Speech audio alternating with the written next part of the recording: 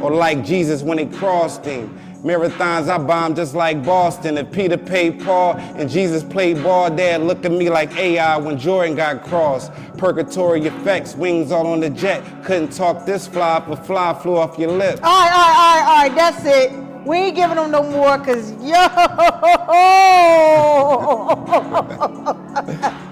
What's the job?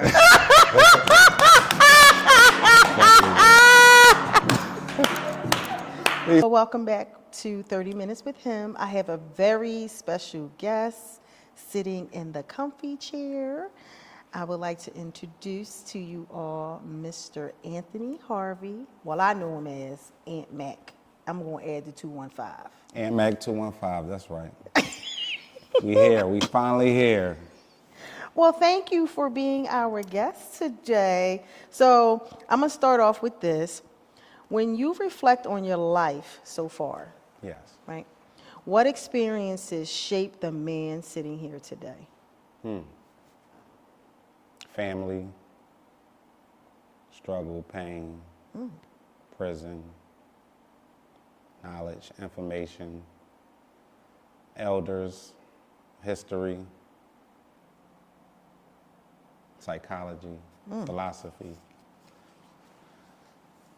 religion. Yeah, that's about it. That's what shaped me. That's a lot. No. I mean, that's a lot. Not many people can say that, though. Oh, really? Yeah. So let us know who you are and what you do. Who I am. I am a helper of others. I'm an architect of helping humans prosper probably more than they could see. Like give them structure, insight, and let them pull out what's already inside them. I am also a learner. I'm always seeking to learn new things. So I'm a seeker. I am a philosopher in my own right, because I practice my own philosophy, discipline, and rules, because I always was rebellious No. to other rules. Not at all. Yes, Not at yes, all. yes. No. Can't conform to too many things. But So- that's about it. Okay. So we're going to dive into more of your identity. So where did your story begin, and how did that environment shape the man you've become? Well, my story began in a house of like 10, 11, 12. My grandmother's house, we all stayed in there. And she let anybody stay in there. So I thought people was like related to us that really wasn't related to us. Like, that's your cousin. And next week is a new cousin. It was fun as a child. I didn't know this was poverty, because it was just fun, family, love. And then we moved from 22nd and Lehigh, Bonsall Street. That's where I was born and raised, and my family. Shout out to North. Yeah, North Side with the F. Yes, all day. And we moved in Logan, like Wagner Avenue, for like a year. And then my mom started doing better, working, found a husband, my stepfather, Anthony Harvey, who I got adopted by around like 7 years old. And we moved up Broad-Alany. And coming from like North Philly, I was kind of faster than a lot of people up in those areas. So I knew early on to use that as an advantage. You know what I mean? But I was embraced in that area and still where I came from, and it scoped me to be who I am. So that's a little about my background. Then I tried so many things. I think I wanted to be an engineer, because I would break toys and try to put them back together. So I always had that ingenuity, always asked a lot of questions that got on people's nerves, like, very inquisitive as a child. And I couldn't shut up. I used to talk all the time. So now I don't talk much, but No, you don't. I guess I got it all out of me, right? Then I went into music, which is still my favorite passion, never get rid of that, and started rapping. I had a rap group. We had deals and stuff. Wait a minute, hold Yeah. on. That's why I love this share, because you learn so much more about individuals. there you go, Like, I did see? not know that, but go ahead, I'm sorry. But that's what I was known for in Philadelphia, mainly, doing music. That's where Antmac came from. Okay. And I had a group, True Action. We was managed by this guy named Kirk Mills, who managed Mike Knox at the same time. It's like 98, 99 when we actually was like taking it serious, selling out mixtapes and all that. Then people all had to come up not only to battle. So all the top rappers in Philadelphia, that was like the mecca of battle rap. And they would always look for me Wow. and get destroyed and stuff. You know? Don't have me sit here and I'm tell you to just spit saying. a bar or two. I Hey, mean, I'm just saying. It's like riding a bike. But, you know, my problem was I was the type of rapper, I gotta live the raps that I'm saying. Oh, Lord. So if I'm talking all this drug, kingpin stuff, I got stupidity, I had to live it. And that's how I ended up doing time in prison. Yeah. Oh, gosh. Oh, gosh. So you pretty much engineered your entire life? Pretty much. So what was the moment when you realized you had something in you that could really make an impact? I think we all know that we have an impact or some type of influence amongst who we are around. Just for me, I always attracted people around, like other kids in my neighborhood. I never got like bullied or anything like that. Never got beat up. I don't know why. God just looked out. Wasn't the toughest guy, but they would think twice, I guess, because of people show love to me. Not saying that I ain't never go through anything in the streets. Definitely had drug wars and stuff like that. But I mean, I was loved by a lot of people in different areas and neighborhoods. And I knew I had influence, but I didn't know how to use it because I didn't have a mentor or nobody to like direct me that you are a leader. So lead the people the right way. I would lead them to doing dumb stuff like I was doing. You know what I mean? So yeah. So to piggyback off of what you just said, and I know this, but you know, a lot of individuals talk about our community and how selling drugs seem like the only way out, right? Is it really the only way out? Today, no. Even It was back- even back then. You had less options to do things. So I would say like going back to elementary school, me seeing capsules and crack and seeing drug dealers on the corner, I knew this was in front of me. Not that it was in front of me, but I knew, I could grasp this. He not that smart. He driving the Benz 5.0. You know what I mean? This is live in my face. My teacher, he got a beat up car. Like, I don't want to be this. So those things play a role. And then we grew up with watching New Jack City. You got, like, it was a whole bunch of hype behind what you was doing in that. I'm an 80s baby, going into the 90s.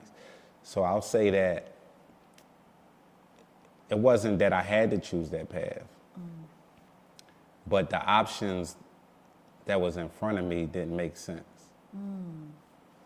Like, I didn't know nobody that was doing anything other than that or working like a slave. Because parents complain about bills. You like, I don't want to live like that. Jerome, he ain't complaining about nothing.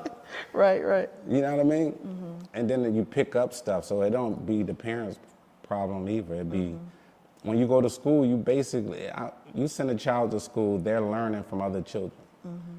So you could give them rules, yeah, and they could tell you and pretend that they're good, and they may be, if that's how their brain works.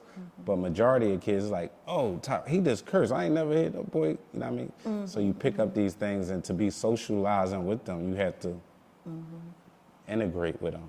So you said back then, so do you feel as though our community, our young men in the community now have more options? Absolutely. Okay. So that's not a path that they have to choose? No. But if you tell somebody, like a young kid, and you say you could be a doctor, a lawyer, a policeman, a fireman, that's all that we heard. That was the options that was given. Sports or selling drugs. Now it's like so much information. You got real estate, you got trades, you got things that a person could tell you that they making money off of. You didn't have people doing that. We didn't know the guy that was working on a house dirty was making money, doing construction or, you know what I mean? So it was Plumbing. the flashiness. That was part of it because Right. that was in your face. Nobody's telling you these trades or this could bring you a certain amount of income. You more here so like, oh, you gotta wait to 65 and die, like about to die to get your money. Like that's the main thing. Like he got it now. So kids think about scarcity. So it's like you don't know these things that you're, you know what I mean? Even with drugs, it's like, oh, I could start a business, but I didn't know that was a business. I could have been selling candy. I could have been selling the same thing because any product is you're selling yourself first. That is true. Like I did good selling drugs because I treated the addicts nice. Though I was poisonous. I'm not laughing at that because that was a bad thing. That's why I give back so much now. Yeah. But I was even, I never treat nobody wrong. You know what I mean? And that's what made them loyal. But that's the same thing in business. You treat your customers correct, they're gonna come back, they're gonna tell somebody about it. Now you're making money. It's really simple, right? Yeah, it's very simple. Boy, oh boy, what you learn when you sit down and talk to somebody. So we're going to talk a little, we're going to get into pressures, right? So I'm sure you have your pressures, right? So every man carries pressures in a different way. What kind of pressure have you had to navigate on your journey? Just being a father. Talk a little bit more about that. Like my first child, I was locked up from him being 5 to about 15. Yeah. So having that gap and not having experience with a child is like, well, I had experience when he was a baby, but not a grown man. So it's like, damn, how do you discipline somebody you haven't seen in 10 years? All those things was the pressure. Other than that, I don't have no pressure, really. I really don't let things get to me. If I can't control it, I don't own it. You know what I mean? So that's how I live life. Like, you know what I mean? Things happen. Things are going to happen. Oh, yes. And you just gotta, a lot of things that I heard helped me on the way. You know what I mean? Those little sayings and things from elders or whatever, your grandmother, they always play. So I don't, pressure, I like pressure. Really? Yeah, I like pressure. You know, they say pressure makes diamonds. See what I'm saying? Right. That's right. Okay. I was a little knowledgeable there. Look at that. So was there ever a time when things got heavy and you had to decide whether to keep pushing forward? Yeah. Like I said, when I was in prison, my mom passed away from ovarian cancer. And that was pressure because I was her oldest child. My daughter, I met her daughter out there, my sister. So that was a lot of pressure to deal with and like move amongst prisoners. Cause like now I can't even mourn my mom, cause I'm the type, I'm not gonna let you see me cry, I can't. So I never got to cry. Like during her passing, it was just like, I can't let these guards that's got me in prison look me in the face like, oh, here's the phone call. You hearing your family cry, and you like, I'm not going to give them the satisfaction. But that was the pressure to have to deal with, and to try to feel like, hey, that's the only person I got. So now it's really only on you. You know, people that lose their parents at a young age, you like, it's the reality. But it lets you know that you're here alone. So the pressure deals with how you carry it. You know what I'm saying? Everybody should carry their weight and try to help the tribe. You know what I mean? But other than that, that was the hardest thing I had to go through. And losing a parent is always hard. It's very difficult. Yeah, for sure. So at what point did you start realizing that what you do might be connected to a higher purpose?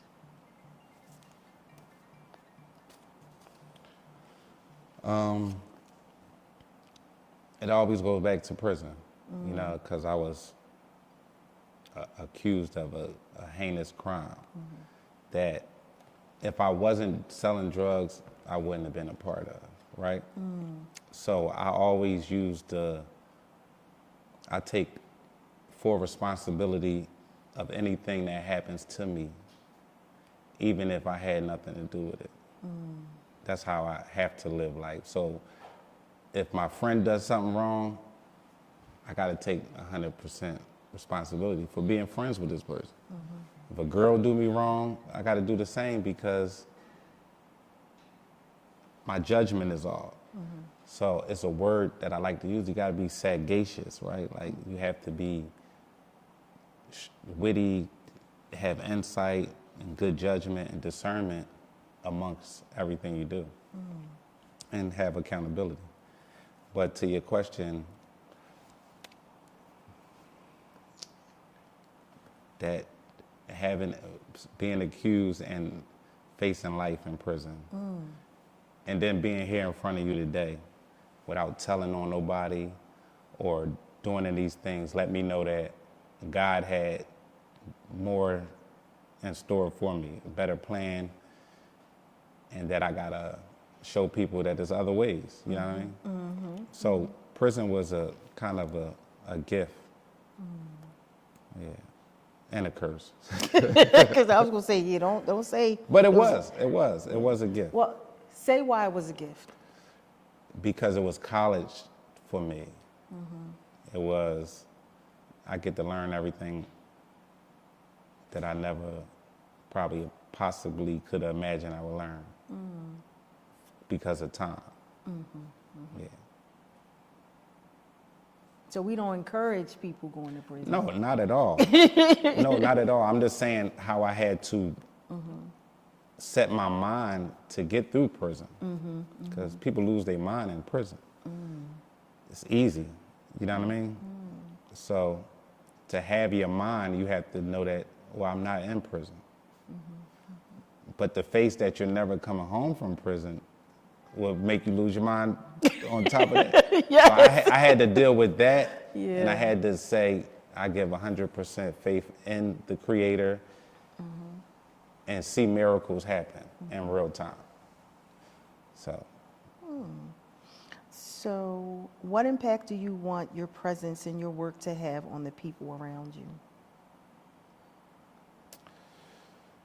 Just motivate that you never give up, that there's opportunities out here, that you're blessed, especially if you have all your limbs. And if you don't, you're still blessed.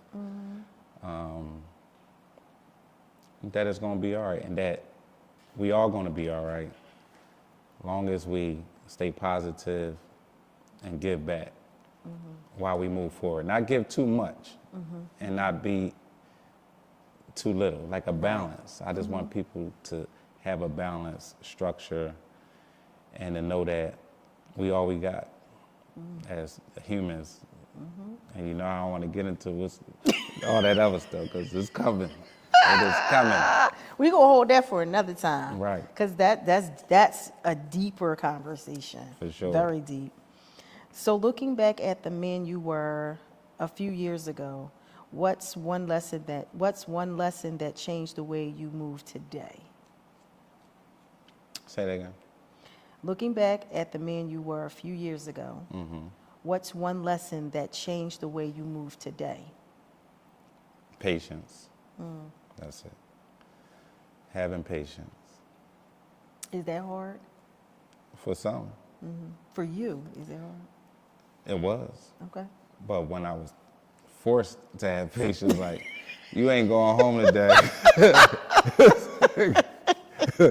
what I'm gonna do now, that's the hardest patience you gotta learn, you know? So, your time is gonna be on time, with time. I like that. So, just have patience. Yeah. How has your idea of success evolved as you've grown?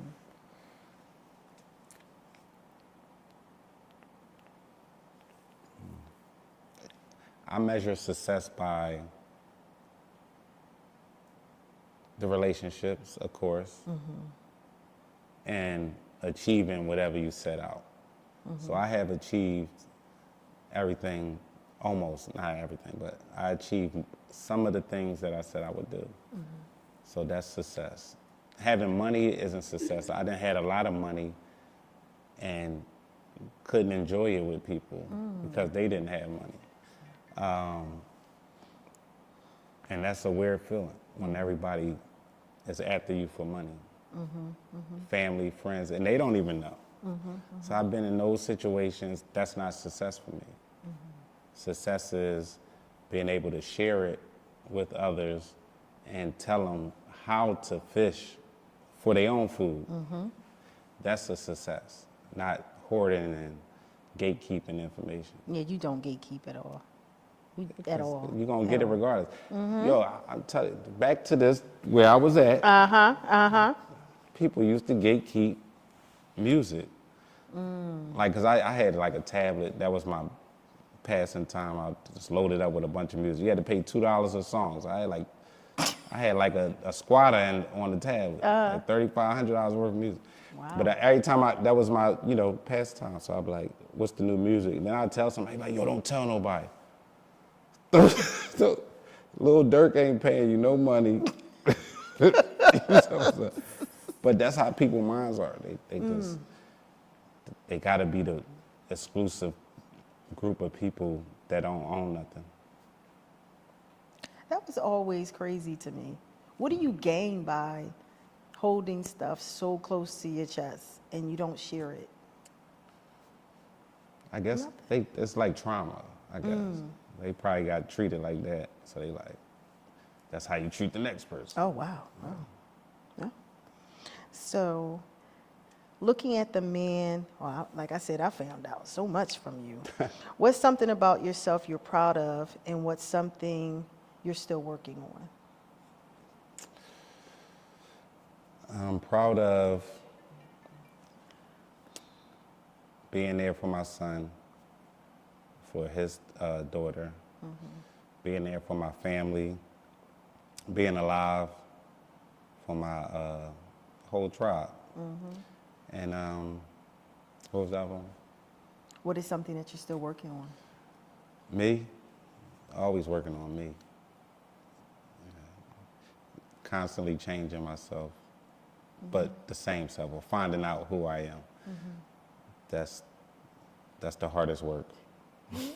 It is, because I don't know, for me it's like sometimes you have this, sometimes people can put their image of you on you, and you're like, well, that's not really me, but okay, if enough people say it, then you start to believe that's who you are, and then you kind of lose yourself where you were at a point of finding yourself. So yeah, just keep growing and keep believing in who you are. I don't need to tell you that. You already know that. No, but it has to be said. So, what's something men deal with quietly that's not talked about enough? Finances. Talk a little bit about that. I mean, men have egos. We got pride. That's not a conversation that we normally have. Or if they got problems with sex or something, like that's not a, you know what I mean? Where But why you say, women are. Why you say finances though? Because men don't talk about money, or do it depend on the? I mean, they talk about money I mean, if it's in a finances. boasting way. Oh. You know what I mean? It's not like, yo, I need help I don't know how to write a check, or I don't, you know, pride is always the enemy of man with a lot of things, but particularly that's one thing they don't talk about. Are you prideful? No. I mean, in some instances, yes. Is it good to be prideful in some instances? Yes, it is. Why? Because it aligns with dignity sometimes. You know what I mean? And you have to know when to be, it's a time for everything. You have to know when to be proud of it. You just can't, you know? Because someone is, you know, we gonna have some viewers and they're gonna be like, well, wait, what this? I'm not prideful. Yeah, well, that's because it sounds good. It's cliche. It's like, Right. you know, a lot of words are used for a certain time. It's a time to heal, it's a time to kill, it's a time to plant a seed, that's in the Bible. Don't look at me like that.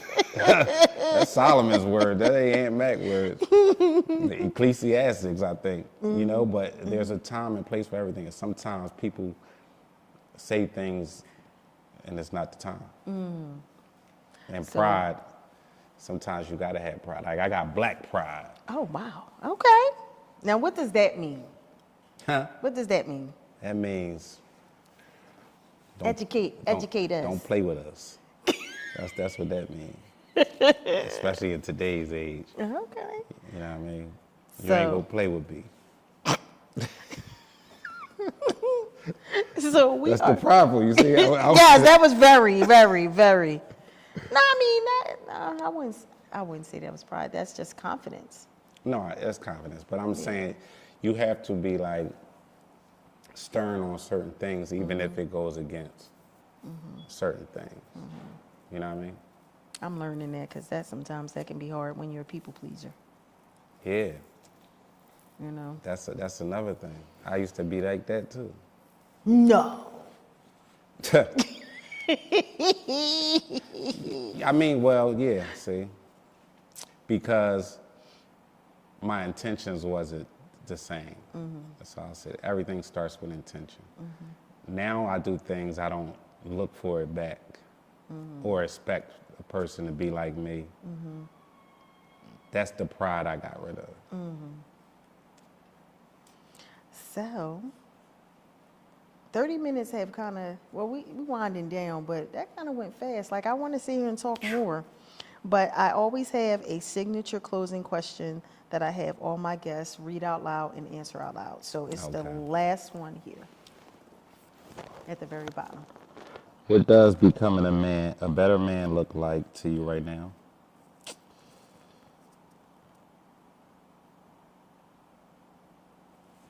Let me think about that.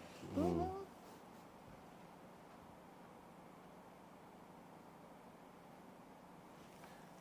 don't know, because I live for so many others. So me being a better man will just me keeping my silent promises. That's really it. Sticking to my word more and more and more. So that would make me a better man. It's just continue to do what I say I'm gonna do. Hey, let your yes mean yes and your no mean no. That's it. So, going back to the original question, what you do, you never answered that. What I do. So, like I said, I'm an architect and helping people. So we help people with wellness and resetting their immune systems, detoxing, CMOS, That's what I was pointing to. That's mine. herbs. And we have a brick and mortar store at 6800 Old York Road. which is called Platinum Farms 215 with my partner, Howard James, Mr. 102. My other venture, I do a lot of consulting for businesses, structuring them up to be successful and create their legacies the right way and help them plan that out. I also teach investing, that's my heart, because once I learned that, it's like, I think everybody should know it. I be trying to force it down people's throat. And because it's like almost synonymous from what my background was. You know, fast money, quick money, and actually understanding numbers and how the world works by just watching these markets. I like to teach that, economics, working with Frenchie, with Networking Mondays, working with you, 5 digital guys. There's so much that I'm doing right now, working in tech, building AI, projects that we got going on, teaching the youth how to grow vegetables, the music, media companies, like it's so much stuff. You multifaceted. Yeah. So I do have your... And an author. Right? Yes, he forgot about this one. And this is called the Blue Money Book. Yes, that's my first book. And it has some... I got a book coming out, the Green Money book, the Powerball of Money. So I'm gonna just go real fast with some of the chapters to get you engaged. Understanding investing basics, how to grow money, assets and liabilities, economic tools, capital markets, financial terms, how to get started, the history and the glossary, and his introduction. Yep. Yeah, so where can they find this book? Amazon, or you could get a copy at our store, 6800 Oyer Road. And we have Platinum copies Farm. here too. Yes. And Miss Michelle has copies too, Yes. at Canvas. Yes. So this was great. Oh, thank you for having me. Yes, I had to blessed. bring in my tribe, Right. Yes, you are one of my... It's overdue. Yes, very much, very much. So with that being said, we're going to make a toast on, so we got our beautiful cups here. Thank you for coming to 30 Minutes with him. 30 minutes with him. All right, so let me know when we on. So, since you say you in the music, hit us with some bars. Da Vinci Codes, Van Goghs, and Margellas. Aventador Lambos and off color. Get them niggas some taffies, man, they all suckers. Oh shit, I'm over their head, nigga, like umbrellas. Donatella, Versace, Gianni, Givenchy. So much green, the diesel looking like broccoli. Eating calamari, put Riesling and flutes. Champagne popping, we toast and raise the roof. Swag fantastic, nigga, I'm living proof. Never ran from nobody or took the stand on dudes. And for a body, my cousin took it, we cool. Bobby Fischer, chessboard champ, where he move. The car, voice command, control, Varia cruise. The coupe removed, barefooted Benz with no shoes. Solo, yelling YOLO to my soldiers and crew. Watching the clock and them stocks, I bought a few. Niggas is 30 pushing blocks like look at you. You ain't got a block, that's 1,000 grams of goo. I cook in the pot, I Mediterranean cruise. Finger itching the Glock, knock niggas out of their shoes. Getting some top while I switch gears in the coupe. My watch all blue like it's Maybelline makeup. Keep your girlfriend round us, bruh, y'all gon' break up. Most of my niggas is rich and got they weight up. Like Remy Ma in French Montana, nigga, I'm all the way up. Which broke niggas is saying something. Niggas running they miles like they racing something. I'm waiting on them. FOH. Wait, I get to sliding like some ice skates. Got me walking on water until the ice breaks. Or like Jesus when they crossed him. Marathons I bombed just like Boston. If Peter paid Paul and Jesus played ball, Dad look at me like AI when Jordan got crossed. Purgatory effects, wings all on the jet. Couldn't talk this fly if a fly flew off your lip. All right, that's it. We ain't giving them no more, cause